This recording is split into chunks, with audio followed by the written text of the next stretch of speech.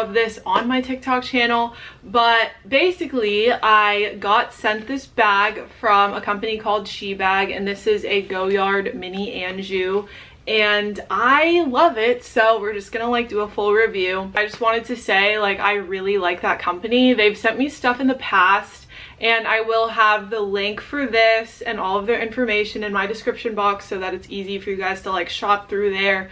And if they have any discount codes or anything like that, I will include that as well. But it came to me within a week, so I like talked to them, they sent me the bag, and it was delivered super quickly. Like, honestly, it got to my house within a week. I was still overseas when it got here. But anyway, it came in this box, there was bubble wrap, and then of course they included a dust bag with it, and then here is our lovely purse.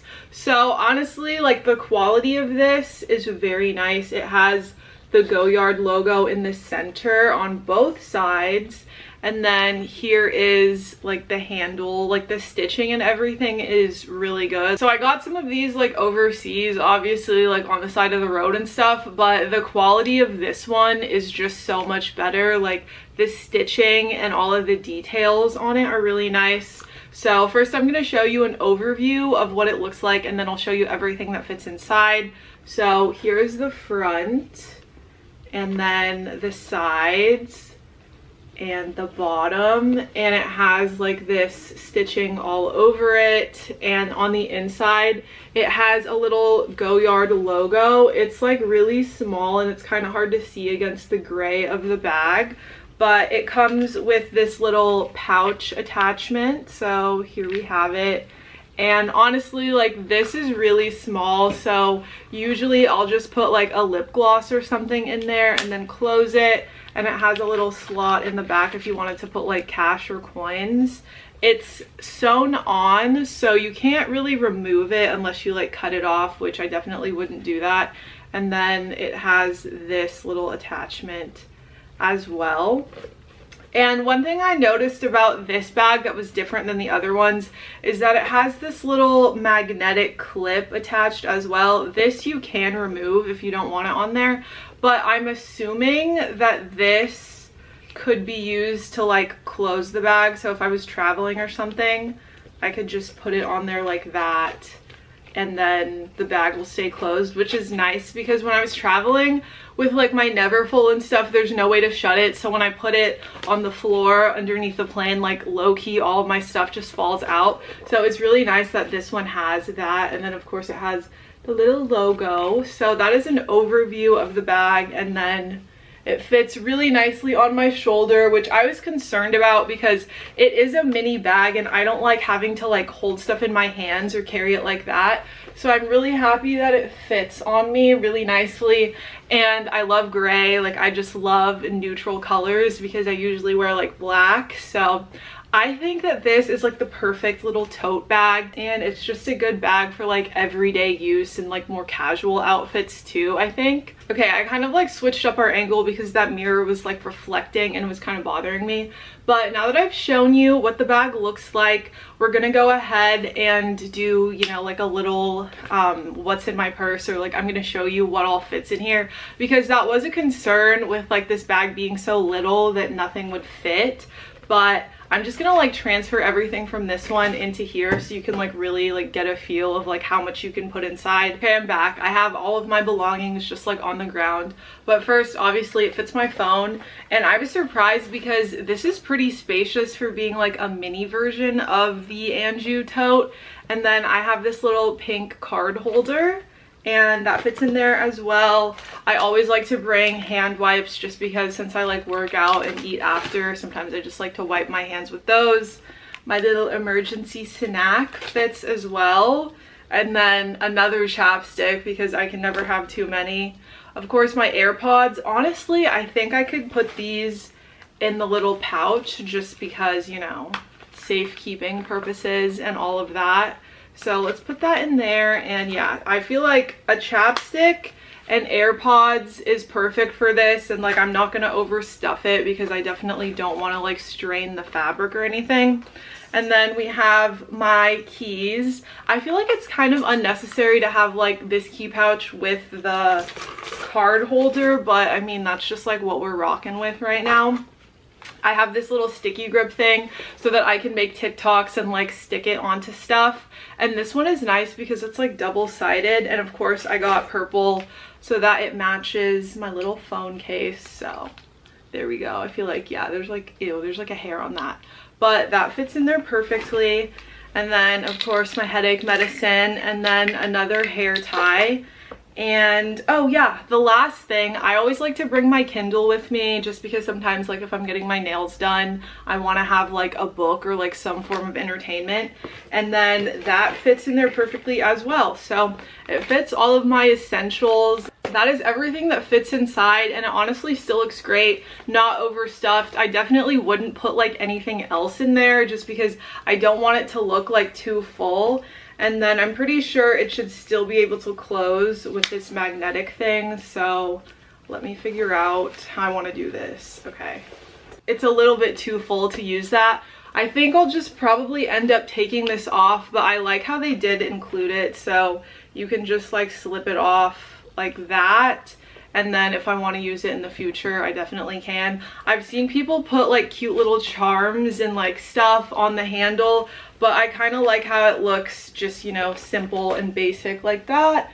So everything fits, and I overall am like super happy with this bag. I definitely would recommend it, and I think it's giveaway, and I always look for this. Another thing I look for is the CC, and the CC all around should be of same sizes. But this one, I feel like this is way too close in here, and it's not, the stitching is way too big. It's too prominent. You can always almost see the stitching too thick. So one of the other things you can look for, the stitching should be finer and nicer. You can see here, the CC, it's a little bit more even all around. I'll pop a picture of the other one too, but this is one way. I've seen a lot of fake bags with skinnier CC. They just cannot get this evenly all throughout. They need to have the same width. So if you see anything that doesn't have the same width all around, that is like something that I right away can tell if something's fake. And then there's the engraving. The engraving should be nicely engraved on there. Most of the time you should be able to feel some grooves in there. Like this one, I can feel this a little bit deeper versus this one's more like just lighter feel. There's really not much texture on there. Another thing to look for is the interior of the bag. Needs to be like the interior leather, needs to be completely laid flat. There shouldn't be any bulkiness, anything that's not straight on there. I see a little bit of like wrinkling on this side, not completely like flat. That's one way to check. You see that there's wrinkling over there in the bottom. That's also an indication the bag could be fake. And lastly, all the time, when a bag have a RFID tag and a serial sticker, now that's definitely fake. You can only have one of the other, okay? If a bag is older, I think before 2021, you should have the serial sticker, which this one has, and it needs to be a little bit lower down here. It needs to be laying flat straight, not halfway like this one is. Now you can see like the serial sticker down there, it's a little bit too high. Should be in the bottom left corner straight, not slanted like that. And it shouldn't also have this RFID tag, okay? After 2021, they start putting this code tag here. This tag should be the one that should be on your bag. So let me show you like mod shots of the bag side by side, so you can see how the bag looks, if there's much difference. There is a little bit of, you can tell the strap of the fake one is a little bit longer, but not too noticeable in my opinion. I feel like you can't really see too much, but You know, I'm a little bit like picky. I want to make sure everything matches, but I wouldn't care. I'm actually going to start using the rep bag. I just feel like the small size feels and looks better for me on because it's a little bit of stiffer structured handbag. I like it to be a smaller bag, especially when I'm not carrying a lot and I don't need all that space. To me, the small size is a better choice, and I never found one that I really like until now. I really like the small bag and the size and the price too.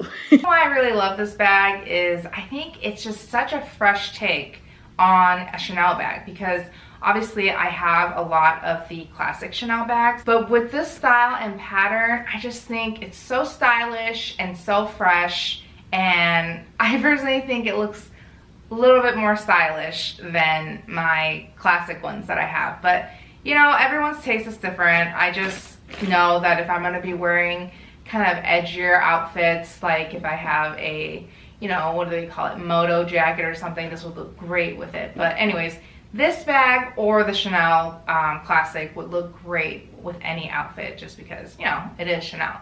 And another thing to know about this boy Chanel bag, it actually holds its value really well. Obviously not as well as the classics. The classics are definitely #1 though, in terms of holding their value and doing the best on the resale market. But these boy Chanels actually do really well as well, because I've seen them around for years already, and I've seen them on the resale market, and they do really good in terms of getting close to the price of what you've paid for it.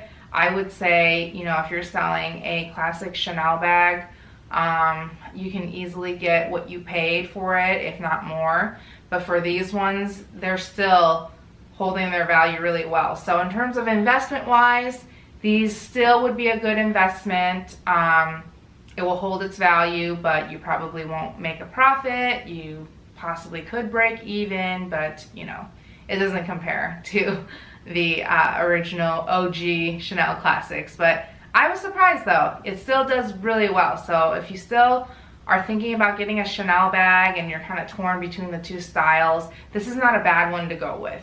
So the only Chanel bags I would advise against purchasing if you're looking at purchasing a bag for an investment are their seasonal pieces, because obviously those change every season and they do not hold their value. Screws. Chanel always use flat screws, and the words Chanel and Paris should have a clear font with even spacing. All right, now let's check the straps, the famous Chanel straps. The chain and leather straps are a signature feature of Chanel bag. This one is a vintage Chanel, and it features a link without the leather threaded through it. You cannot see the stitching on this part. You cannot see a thread at all. And the weight of the strap, it's heavier compared to the straps of any other bags. All right, let's check this part of the bag. The burgundy double C logo. The width of each letter C should be equal, and they must also match the width of the gap between them. Here it is showing that they are all 0.9 centimeters. Now pay attention to the letter E on the word Chanel. The bottom horizontal line of the letter E should be longer compared to the other two lines above it. It's always like that. Everywhere you go, if you can see a Chanel logo, look at the letter E. The bottom line is always longer compared to the other two. Now, one more thing. The position of the word Chanel is another feature worth checking. The word Chanel should sit 1.5 centimeters below the quilted C. All right, let's talk about the serial number. In this bag, the serial number is located right there. Did you see that white thing inside, that rectangular sticker? That is the serial number. The appearance of the serial number and the date code changes over time. It was in the year 1986 when they started putting serial number stickers in the bag. Some have 7 digits, others have 8. It depends on the year the bag was made. Now let's talk about the authenticity card. Every time you buy a Chanel bag, you will be given an authenticity card, and the numbers on that card should match the serial number sticker in your bag. This is the Authenticity card. This is not made of a regular cardboard. It is a very good quality, and the thickness is the same as the credit cards. It is made of a very smooth